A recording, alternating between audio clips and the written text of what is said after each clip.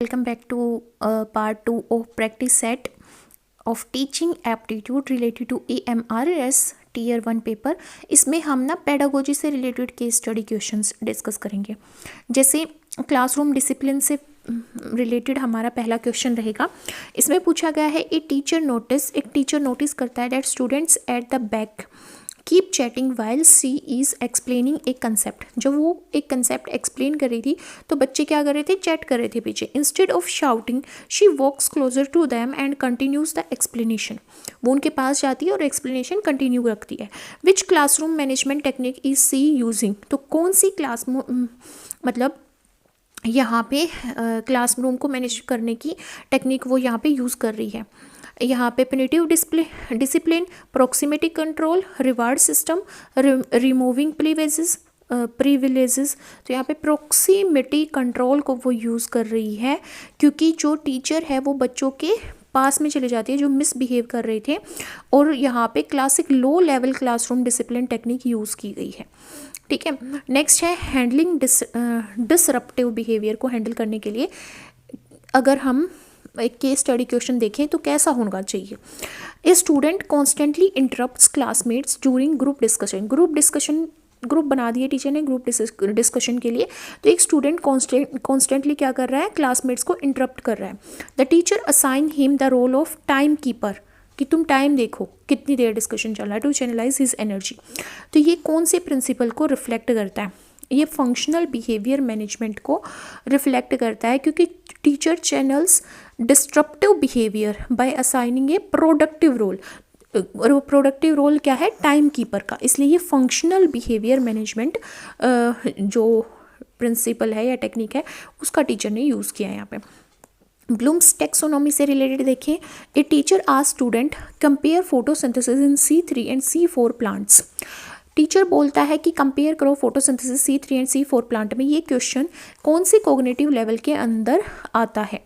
ठीक है, तो यहाँ पे बच्चे रिमेंबर कर रहे हैं, अंडरस्टैंड कर रहे हैं, एनालाइज कर रहे हैं, इवोल्यूएट कर रहे हैं। ऑब्वियसली एनालाइज कर रहे हैं क्योंकि वो दो प्रोसेस को एनालिसिस लेवल पे क्या कर रहे हैं, कंपेयर कर रहे हैं।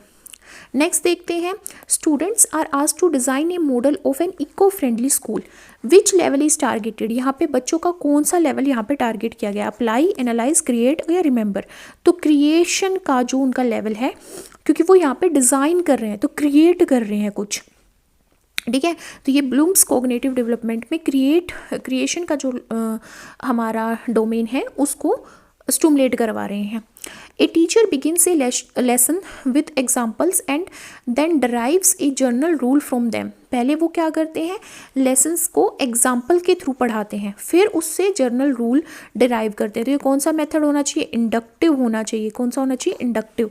क्योंकि डिडक्टिव में क्या होता है, पहले प्रिंसिपल्स या रूल बताए जाते हैं और उसके बाद आता है एग्जाम्पल। ठीक है, तो ये कौन सा मेथड है, इंडक्टिव मेथड है। नेक्स्ट है, students are allowed to choose their own problems.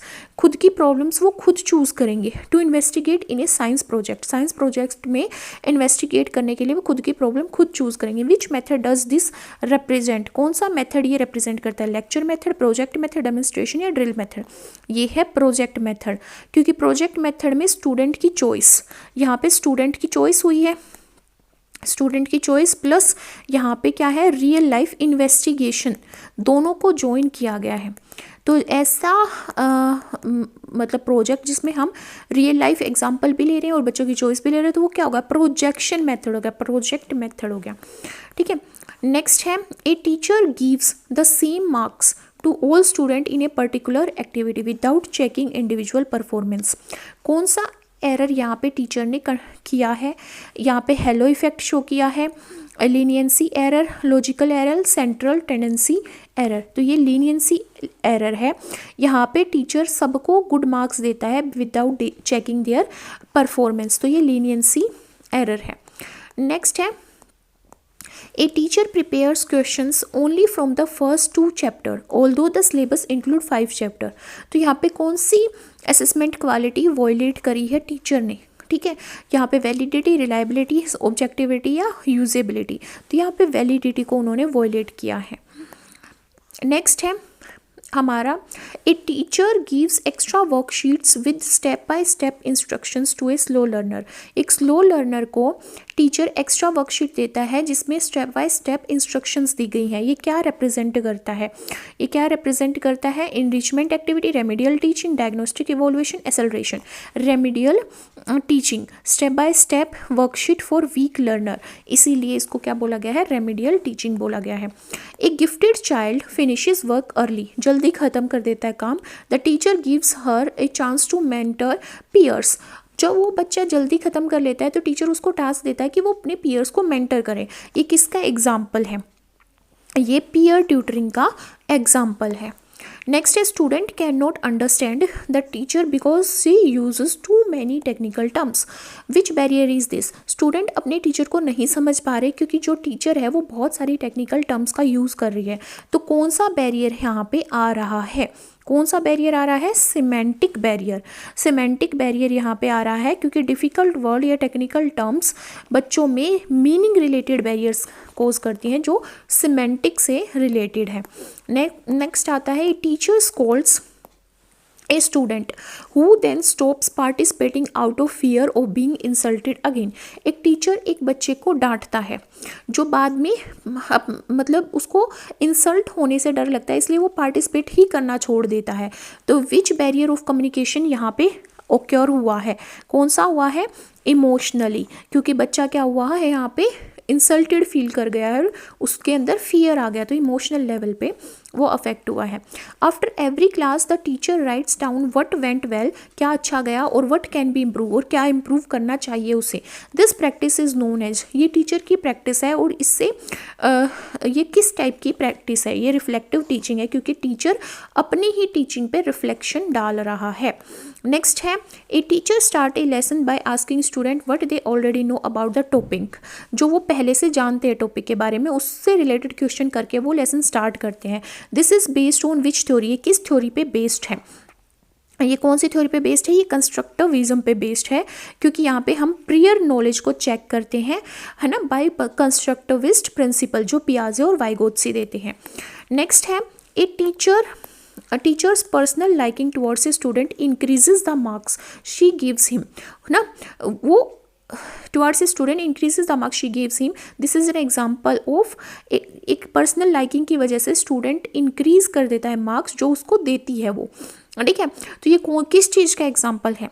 किस चीज़ का एग्जाम्पल है? हेलो इफेक्ट का एग्जाम्पल है क्योंकि पर्सनल लाइकिंग है वो मार्क्स को इन्फ्लुएंस कर रही है। नेक्स्ट हमारे पास आता है a teacher uses interactive simulations to teach electricity to class 8 student. Teacher use करता है इंटरेक्टिव साइम्यूलेशन बच्चों को इलेक्ट्रिसिटी पढ़ाने के लिए क्लास 8 के स्टूडेंट्स को। ये जो अप्रोच है टीचर का, ये किसको सपोर्ट करता है? ये अप्रोच जो है वो एक्सपीरियंशियल लर्निंग को सपोर्ट करता है, जो अभी हमारे आगे ना डोमेन नॉलेज में AMRS में एक्सपीरियंशियल लर्निंग जिसमें हम एक्सपेरिमेंट करवा के सिखाते हैं, तो वही तो हो गया साइम्यूलेशन के थ्रू। साइम्यूलेशन मतलब बच्चों के इंटरेस्ट को अराउज करती है टीचर एक्सपेरिमेंट करवा के, ताकि बच्चे कंसेप्ट सीख सकें किसका? इलेक्ट्रिसिटी का। तो ये क्या है? एक्सपीरियंशियल लर्निंग का एग्जाम्पल है।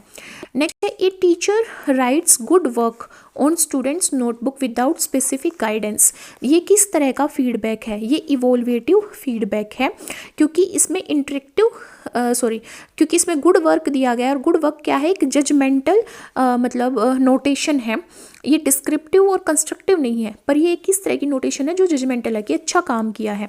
नेक्स्ट है ए स्टूडेंट फील्स स्केयर्ड, बच्चा डरता है to ask questions because the teacher becomes irritated quickly.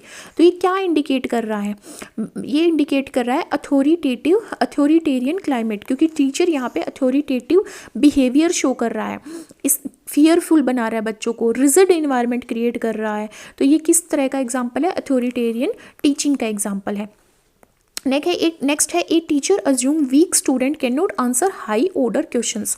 एक टीचर खुद से ही अज्यूम कर लेता है कि जो वीक स्टूडेंट है वो हायर ऑर्डर क्वेश्चंस का आंसर नहीं दे पाएंगे एंड नेवर आस्क देम, और उनसे पूछता ही नहीं है। दिस लीड्स टू, इसकी वजह से क्या होता है? ये क्या कोज करता है? ये सेल्फ फुलफिलिंग प्रोफेसी जो है उसको मतलब लीड करता है। अब ये जो सेल्फ फुलफिलिंग प्रोफेसी है, इसकी वजह से जो टीचर का लो एक्सपेक्टेशन है स्टूडेंट से, उसकी वजह से जो बच्चे हैं वो क्या करते हैं, कम परफॉर्म कर पाते हैं, स्टूडेंट परफॉर्म लो, तो इसी को बोला जाता है सेल्फ फुलफिलिंग प्रोफेसी। नेक्स्ट है a teacher wants to assess practical skills like using a microscope. एक टीचर चाहता है कि वो बच्चों के प्रैक्टिकल स्किल को असेस करें, जैसे कि एक माइक्रोस्कोप का यूज़ करना। Which tool should she use, कौन सा टूल उसको यूज़ करना चाहिए। यहाँ पे चेक लिस्ट उसको यूज़ करनी चाहिए, क्योंकि चेक लिस्ट क्या है, स्किल परफॉर्मेंस को दिखाती है। जैसे माइक्रोस्कोप का यूज़ करना अगर बच्चों का देखेगी तो वो स्किल्स पहचान पाएगी बच्चों की कि उसके अंदर स्किल्स आए हैं या नहीं आए हैं। तो यहाँ पे चेक लिस्ट बेस्ट सूट करती है।